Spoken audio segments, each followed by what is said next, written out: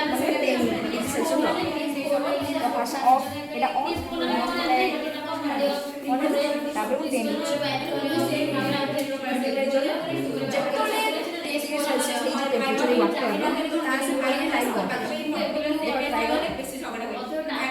और ये चीज जो सेट होता है white high resistance white light ये 800 डिग्री सेल्सियस पर अच्छा ये जो वाइट सॉफ्टनेस है ये तो सेलिंग सॉफ्टनेस है सेटा को ऊपर ले ये जो ऑयल वाला दिख रहा है वो तुम्हें तब ये